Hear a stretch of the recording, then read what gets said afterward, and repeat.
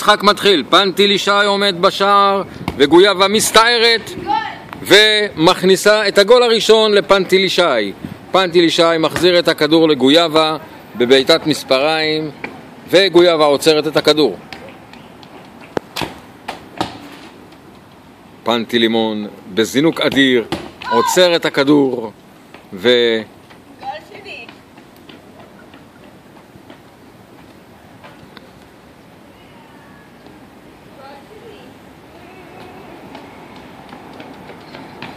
פנטיל לימונדה חוזר חזרה לכיוון השערים. גויאבה ועוצר, בועטת, אבל פנטיל לימונדה עוצר את הכדור.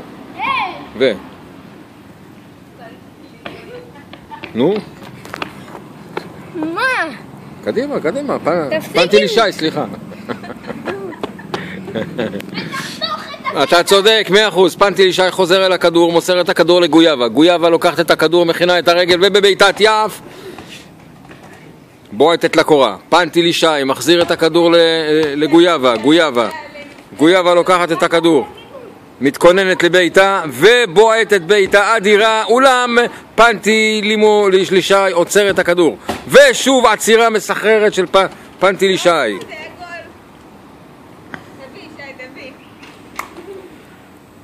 במשחק הזה פנטיל ישי מקבל ציון 10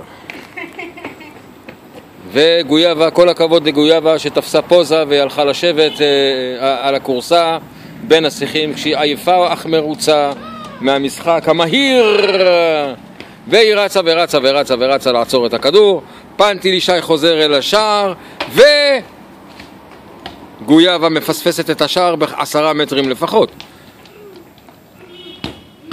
איזה עצירה מדהימה של פנטיל ישי, עוד לא ראינו עצירה כזאת. ושוב קורה, ושוב מחוץ למסגרת. פנטיל ישי בועט את הכדור לגויאבה ועודף את הכדור של גויאבה ובועט את הכדור חזרה לגויאבה. גול אחד אחרון? מה אחרון? איזה עצירה של פנטיל ישי אשר מוסר את הכדור חזרה לגויאבה. גויאבה לוקחת את הכדור והיא יושבת על הספסל. וכל הכבוד לפנטיל ישי שעצר את כל הכדורים של פנטילי